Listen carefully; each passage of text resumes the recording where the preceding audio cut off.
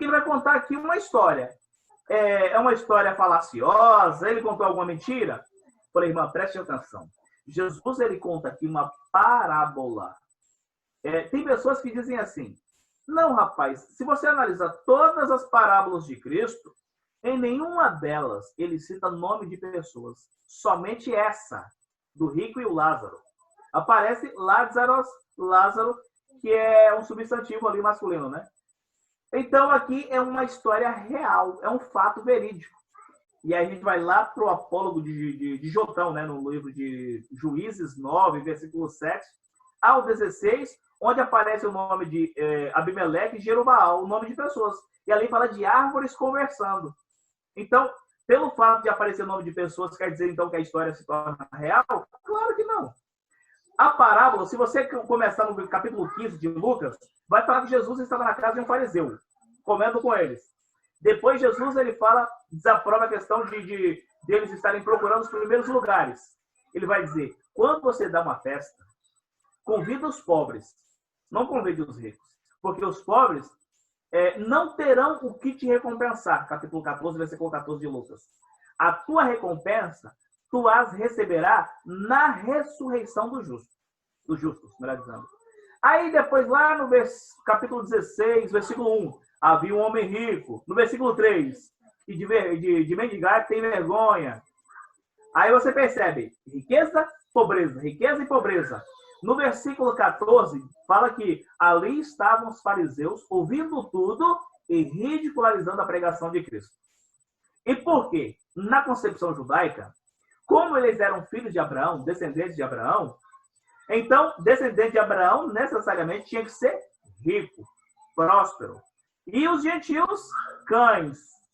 E cães, na concepção judaica, eram animais carniceiros, né? Aí o que acontece? Tempo, né? Isso. Então, na visão dos fariseus que estavam ouvindo, quem sabe os saduceus, de acordo com Atos 23:8, Jesus inverte os papéis. O rico, que deveria ir para o céu, não vai para um lugar de tormento. O pobre, que deveria ir para o tormento, não vai para um lugar de consolo. Imagina a confusão que causou na mente daquelas pessoas, dos fariseus, saduceus e aquelas demais pessoas. Olha o que acontece. Jesus ele começa a narrar e falar, né? Fala da questão das chagas. Eu só não vou destacar todos os pontos aqui, mas a palavra que aparece para chagas, eu fiz uma pesquisa aqui, no Novo Testamento, na Septuaginta, acontece relacionado às pragas. As pragas. Uma pessoa leprosa, uma pessoa com chagas, ela não podia estar em contato com outras pessoas. Aquilo ali, na visão judaica, né? A mão de Deus. Ali era uma coisa que Deus enviou, porque aquele homem era pecador, algo desse tipo. Irmãos, o homem pobre morreu e foi levado pelos anjos para o seio de Abraão. Aí eu faço uma pergunta. Alguma pessoa, um servo de Deus, morre e é levada para o céu sem passar pela transformação do corpo? Não. Não tem um texto na Bíblia que diz isso. 1 Coríntios 15 vai falar a respeito disso, né? Que é necessário que haja transformação do corpo. Filipenses 3:20 também. Só para resumir essa história da parábola do rico e o Lázaro. Ali, Abraão aparece como intercessor, mediador. 1 Timóteo 2:5 já derruba essa ideia. Isaías 63:16 fala, o profeta Isaías diz, ainda que Abraão não nos conhece. Se você pegar na Septuaginta, está no tempo presente. Abraão não se lembrava do povo de Israel. Mas imagina, era descendência dele, ué. Se ele estivesse no céu, com certeza, ele deveria se lembrar. E por que não? Porque, de acordo com Salmos 88:12, ele está na terra do esquecimento. Eu fiz uma pergunta lá no grupo Teologia Bíblica, de propósito, para ver qual era a resposta dos irmãos. Eu perguntei assim, existe alguma possibilidade de Abraão estar no céu hoje? Alguns irmãos disseram, sim. Porque lá em Mateus 27, vai falar, em 51 e 52, de pessoas que ressuscitaram. Tá. Mas quando você pega Lucas 20, versículo 37, 34 aí em diante aqui, já derruba essa teoria que Abraão está lá no céu. Então aqui já mostra que aqui é uma parábola de fato. Quer ver? Ó? Lucas, capítulo 20, vai dizer o seguinte. Versículo 34, diz assim, Jesus respondeu, os filhos desta era casam-se e se dão em casamento, mas os que forem considerados dignos de tomar parte no que era e que há de vir na ressurreição dos mortos, não se casarão, nem se não se darão em casamento. E não podem mais morrer, e vai continuando, né? São filhos da ressurreição. 37. Agora é a parte que eu quero destacar. E que os mortos ressuscitam, já Moisés mostrou no relato da Sara, quando ao Senhor, ele chama o quê? Deus de Abraão, Deus de Isaac e Deus de Jacó. Espera lá. Aí ele vai dizer que aqui Moisés falou sobre a ressurreição. Onde é que foi dito lá? Na sarça, no relato da sarça, que ali haveria ressurreição. Não diz isso. Aqui Jesus foi quem falou. Que os mortos ressuscitam, ou seja, onde ressuscitar, Moisés relatou lá na sarça. Aí ele fala o nome das pessoas que ressuscitarão. Quem é? Abraão, Isaac e Jacó. Se Abraão há de ressuscitar, isso quer dizer que ele não está no céu. Ele está esperando a volta de Jesus para que o seu corpo receba a glorificação, como é prometido ali em 1 Coríntios 15, 51 a 54. Entendeu, irmãos? Aqui já mostra o relato que ali é algo parabólico. Não é uma história literal. Sem aqui contar, Sérgio. Oi, Sérgio, sem contar que o Lázaro, ele teria sido salvo, ou levado para o lugar do consolo, pelo mérito da pobreza, né? Não foi pela misericórdia, pela graça de Deus, não foi pela fé, foi pelo mérito da pobreza. Não foi Jesus na vida dele, né? Então, onde fica a salvação pela graça, né? Tem outro meio de salvação a não ser pela graça? É estranho, né? Outra coisa, quem foi salvo antes de Abraão? Que nem Abel, por exemplo. Ele vai para que seio? Não tem seio de Abraão? Não tinha Abraão. E que seio era esse de Abraão para acumular tanta gente dentro dele, né? Todos os salvos dentro do seio de Abraão? É totalmente estranho, né? Tem que ser parábola, né? Inclusive, é exatamente isso que eu perguntei para a mulher. Eu falei, e Abraão, quando morreu, foi para que seio? Para que seio? Inclusive, exatamente. Aí eu falei para ela assim, que esse homem da parábola, o rico, não era tão ruim assim. Ela falou, não, Deus me livre desse homem. Ele era mal demais. Eu falei, por quê? Porque ele deixou o homem lá do lado de fora. Aí eu falei, deixa quieto. Na próxima segunda-feira, que é o estudo bíblico, eu vou marcar uma para ela. Aí eu perguntei. Aí ela falou que entendeu. Aí eu falei para ela assim, tá, suponhamos que chegue alguém próximo da sua casa e está com coronavírus. E aí você tem filho pequeno dentro da sua casa, tá com, quem sabe, alguém idoso. Você levaria para dentro da sua casa uma pessoa, sei lá, com a doença terminal ali? Você levaria? Aí ela ficou meio assim. Eu falei, então você não é tão bom assim. Porque ela ia dizer que o homem da parábola, o rico, era ruim, porque não levou o homem para dentro de casa. Eu falei, claro que ele não era ruim. Ali ele foi colocado, ali está na voz passiva. Quando vai dizer que ele estava à porta daquele homem rico, continuamente, foi porque alguém o colocava ali. Inclusive tem um vídeo do Sérgio Monteiro, que ele fala que o Lázaro aqui, do grego Lázaro, melhor dizendo, é uma referência a Eliezer, o servo de Abraão, né? Que era gentil, algo desse tipo.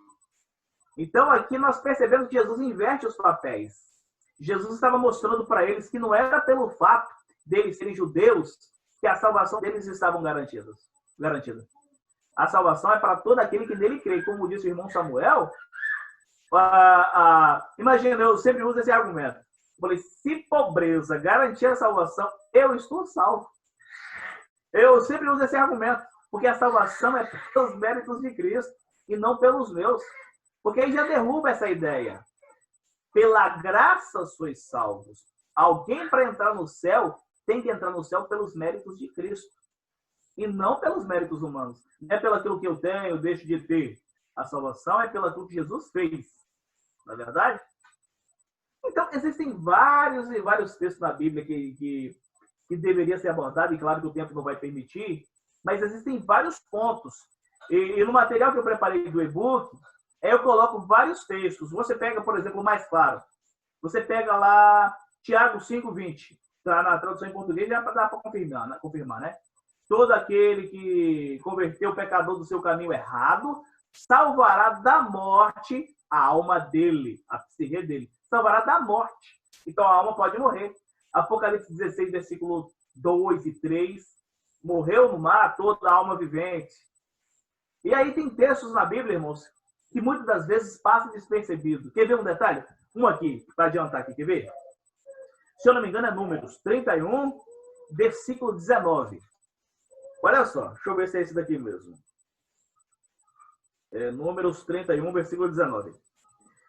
Todos vocês que mataram alguém, estou lendo na NVI, mas acho que na atualizada vai dizer, mataram alguma pessoa, ou que tocaram em algum morto, ficaram 7 dias fora do acampamento e tal. No hebraico, aparece o termo nefesh. Todo que tiver matado uma alma deveria fugir.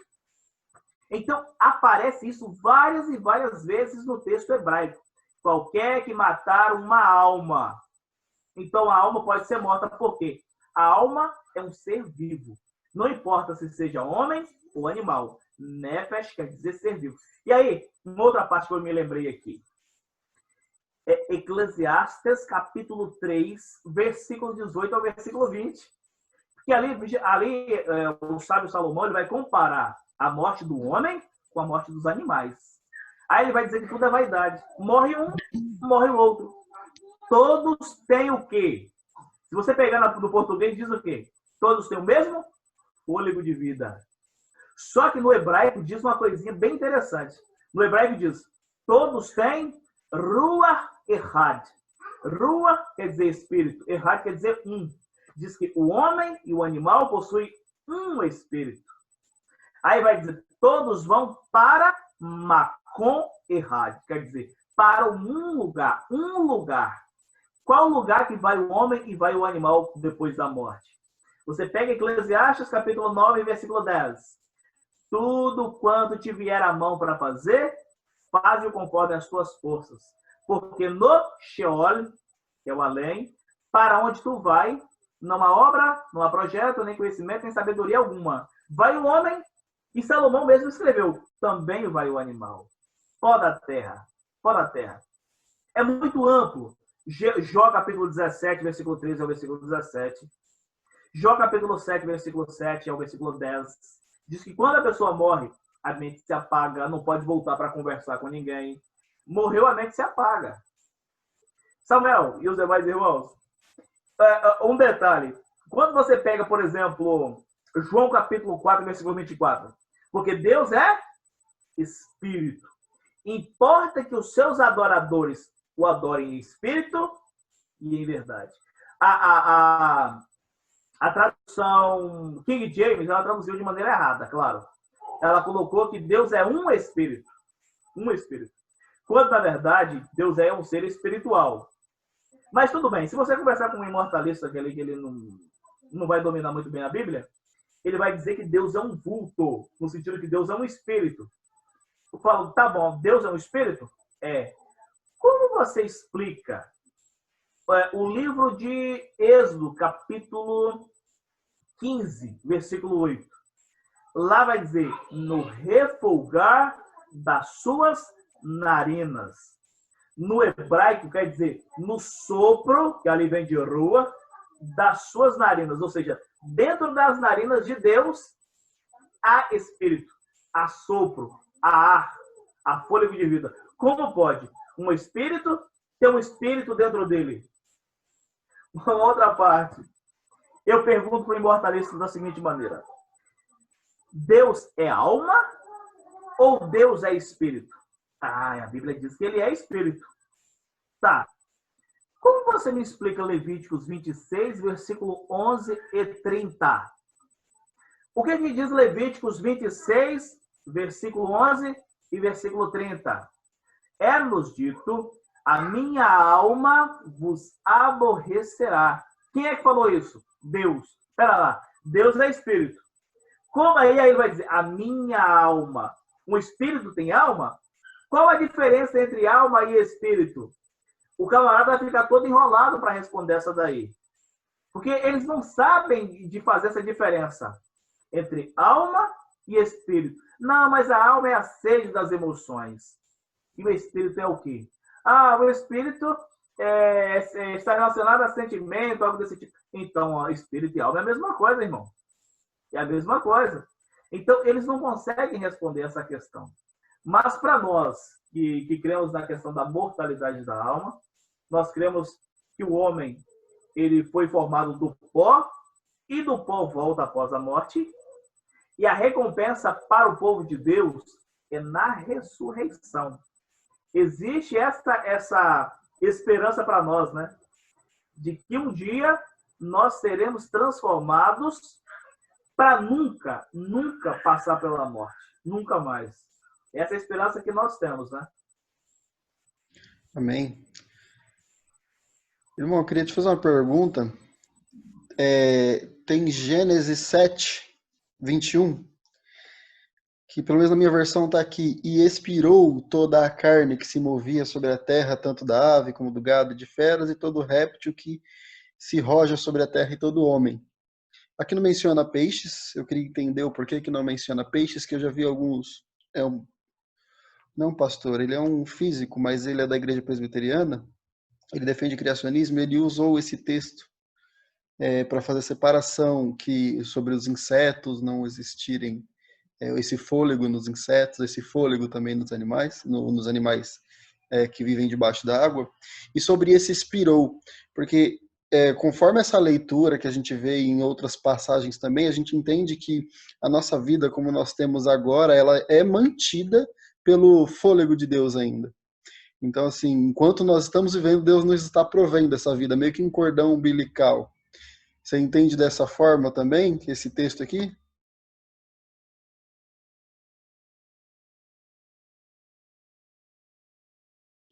Irmão Sérgio, você tá mutado. Eu vou tirar o mute. Aí. Ah, tá. Beleza. Estou dando uma olhada aqui no texto em hebraico. Ele vai falar no versículo 1, deixa eu ver... Vai-grar, se eu não me engano. Deixa eu pegar aqui, esse termo aqui é o termo expirou. Expirou toda a carne, kal-basar. Expirou toda a carne, haromesh, quer dizer, o que rasteja sobre a terra, al-haaretz. Aí vai falar da ave, né? Que é baof, da ave e de todo animal e tal. Deixa eu pegar o léxico aqui. Vamos ver o que diz esse termo aqui no hebraico. Espera lá. Levíticos, capítulo... Levíticos não, perdão. Gênesis, né? Gênesis, capítulo 7, no versículo... 21. 21. Ok. Eu estou pegando aqui o Strong, né? É um léxico. E quando você pega, eu vou aproveitar para ler na outra versão. Essa daqui é Almeida Revista e Atualizada. Nessa daqui expirou toda a carne. Aqui fala a mesma coisa. Pereceu toda a carne, só muda a primeira frase, mas é a mesma coisa. A palavra que aparece aqui é gava. Gava. Aí é um verbo, né? Para expirar, perecer, morrer. Morrer é deixar de existir. Isso é fato, né? Morreu, expirou, parou de respirar. Essa é a ideia. É a mesma coisa, se eu não me engano, se eu não estiver enganado, é a mesma expressão que aparece em Gênesis 25, versículo 8, que diz que Abraão expirou, ou seja, parou de respirar. Deixa eu só confirmar se é a mesma palavrinha. Espera lá. Expirar quer dizer parar de respirar. Aí eu vou pegar aqui, que saiu aqui rapidinho. Deixa eu só confirmar aqui se é a mesma expressão que aparece lá. Se eu não me engano, é esse texto, né? 25:8 de Gênesis. Gava. Aí vem a raiz primitiva para expirar, morrer, desistir. Aí, por exemplo, aparece em Gênesis 6, versículo 17, 7:21. É esse texto mesmo. Exatamente isso. Gênesis 25, versículo 8. O que acontece com os peixes, acontece com os animais mencionados lá, é citado também para Abraão, que era um ser humano. Se expirar, quer dizer, parar de respirar, deixar de existir. É a mesma expressão, né, que aparece como suspiro. Se você pegar o léxico aqui, o Strong.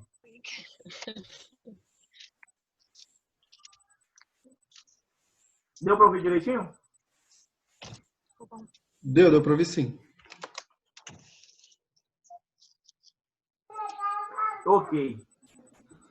Então, irmãos, a gente vai ver à luz da Bíblia Sagrada essa questão, né? Tanto o homem quanto os animais, a Bíblia diz que eles são nefesh hayah. Eu vou falar uma coisa aqui, que a primeira vez que a pessoa ouve, pode parecer que é uma heresia. Eu já até mencionei o texto de Eclesiastes 3, que vai falar da morte do homem e a morte dos animais, né? Que todos possuem ruach, que é o espírito. O homem e os animais. Se você pegar, se eu não me engano, eu estou sem elas aqui que ficou ali, mas consulta aí, Samuel, se você tiver a Bíblia corrigida, Almeida corrigida, no capítulo 6 de Gênesis, versículo 17. Vamos ver o que diz aí. Você tem esse texto aí? Consegue me ouvir, Samuel? Sim, consigo te ouvir. Meu áudio estava desligado. Só um instantinho, já vou confirmar já. Tá bom. É o quê? É Gênesis? Gênesis 6, versículo 17. 6:17 na corrigida. Está escrito o seguinte: porque eis que eu trago um dilúvio de águas sobre a terra, para desfazer toda a carne em que há espírito de vida debaixo dos céus. Tudo o que há na terra expirará. Certo. Aí está falando sobre os animais. Tudo que tiver fôlego de vidas. Aí fala vida. No hebraico Rua Haim, se eu não me engano. Rua e Haim. Está no plural. Está no plural. Está no plural. Haim quer dizer vidas. E aí, se eu não me engano, aparece de chamar. E se você pegar o capítulo 7 de Gênesis, lê para nós aí. Capítulo 7, versículo 15. Acho que é 15, se eu não me engano. Lê para nós aí, fazendo um favor. Já vai aqui, ó. 7. Versículo 15. Isso. Diz aqui: e de toda a carne em que havia espírito de vida, entraram de 2 em 2 para junto de Noé na arca. Aí está falando o quê? Sobre os animais que entraram na arca, que possuíam o quê? Espírito de vida. Espírito de vidas no plural. Aí está falando a palavra que aparece aqui é ruach. A mesma coisa que o homem tem, os animais também possuem. Se você pegar o Gênesis 1, vai falar dos animais que foram criados. Aí fala das aves, vai falar de todos, dos peixes, dos répteis. Ele vai falar que eles são nefesh e possuem ruach. Por isso que diz lá em Gênesis 7:21 que eles gava, o verbo gava quer dizer expirar, parar de respirar, morrer, perecer, tem essa conotação. Então, na Bíblia, animais e homem, o que acontece com o homem, acontece com os animais. A única diferença a gente sabe, né? É que a Bíblia fala da ressurreição do homem, prometida para nós. Os animais, a Bíblia não dá nenhum tipo de embasamento, o que acontece com os animais, se eles vão ressuscitar, nada disso. Isso aí a Bíblia não ensina, né? Se alguém tiver alguma pergunta para fazer também, pode tirar do mudo aí e fazer a pergunta, fique à vontade. Ou quiser complementar também. Pergunta aí, só falar. Pessoal. Boa noite, tudo bem? É o Apolinário. aqui. Eu queria só acrescentar, né, porque já foi falado tudo pelo irmão, o livro de Gênesis, né, Bereshit, fala sobre que o ser humano e os animais foram criados realmente, né? Ruá, a Nefesh, a Neshama, né? Essa criação foi feita igual, né? Iguais. Quando fala sobre o dilúvio, fala que expirará, eu entendo desse jeito. Não sei se os irmãos entendem, acredito que sim. Que é sobre os animais, né, terrestres, né, que não vivem dentro da água. Por quê? Mesmo com as águas se misturando, né, com outras, Deus já tinha com certeza um plano específico para preservar, né, o fôlego de vida que havia sobre os animais marinhos. Eu vejo assim dentro disso. Por isso não aparece, né, aos peixes e outros lá que o irmão tinha perguntado, porque está bem claro. No livro de Gênesis fala que a palavra haja, né, para ele é o mesmo. É o mesmo para todos os animais, para tudo que há fôlego de vida. Então, tanto os animais que vivem debaixo da água, tanto que vivem na terra, há fôlego de vida. Mas quem inspiraria? Inspiraria aqueles animais que vivessem na terra, né, ou no ar. Mas precisasse da terra. Mas do mar, como os peixes, os rios, eu acho que Deus tinha um plano ali específico, diferenciado, talvez não descrito na Bíblia, com tantos detalhes, para separar e preservar essas vidas.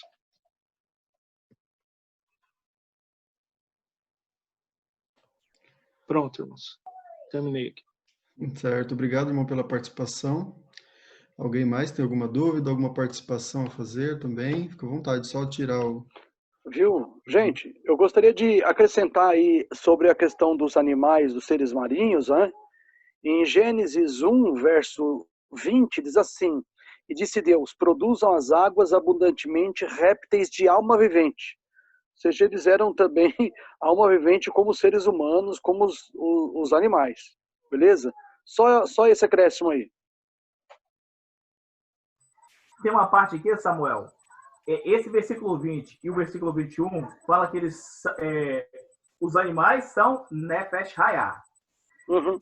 Lá, se eu não me engano, é o versículo 22 em diante ali, vai aparecer Nefesh não no sentido de vida, mas no sentido de fôlego, respiração, vento, ar.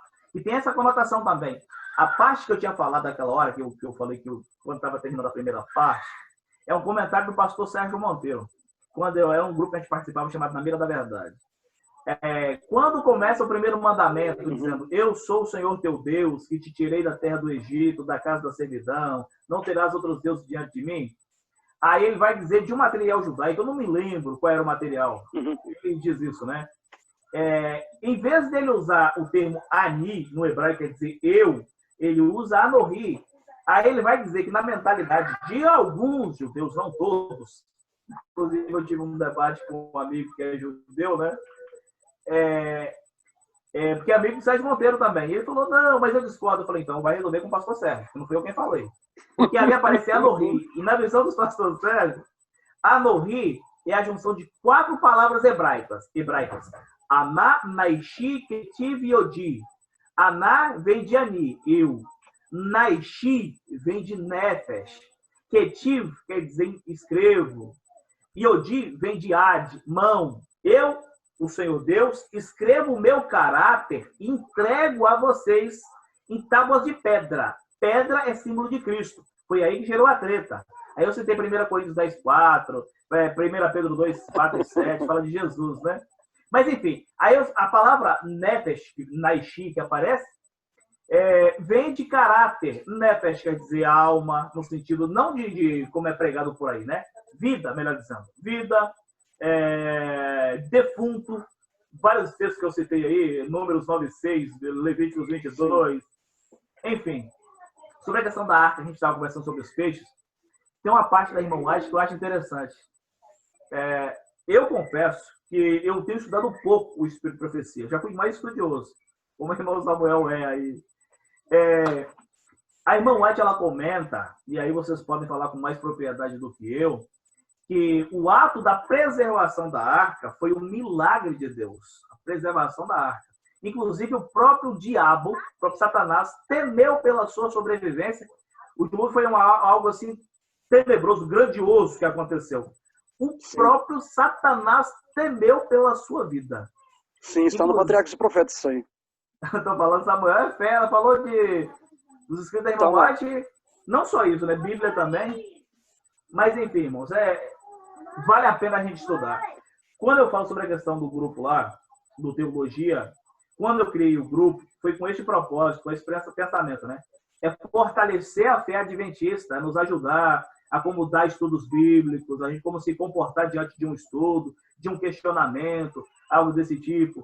Nós precisamos urgentemente voltar, né? Porque no passado nós éramos chamados o povo da Bíblia. Quando se viu um adventista vindo de lá para cá com a Bíblia na mão, sai fora, porque senão você vai se tornar um adventista. E nós não podemos perder essa identidade. Muito bom, uma bênção. Irmãos, eu penso que deu para a gente estudar bem aí, uma palhinha do assunto. Tem muito mais que estudar. O próprio Sérgio falou aí, tem muita coisa para a gente estudar, principalmente desse assunto. Um dos livros mais densos sobre esse assunto é aquele Imortalidade ou Ressurreição, do Samuel Bacchiocchi, excelente, e recomendo a todos, né? Espero que a gente possa se reunir outras vezes para o Sérgio Brandt estudar conosco outro tema aí da preferência dele, para dar uma variada nos nossos estudos. Então, Sérgio, nós estamos estudando aqui alguns estudos que o Michelson Borges deixou pronto, em preze, né, aqueles slides mais modernos, lá no site Outra Leitura dele, né? E às vezes a gente volta para a profecia de Daniel, volta para Apocalipse. A sua presença foi muito boa. Esse aí, ó, esse livro aí. Esse livro aí, é isso mesmo, Toninho. Fantástico esse livro aí, viu, gente? É o melhor que eu saiba, né?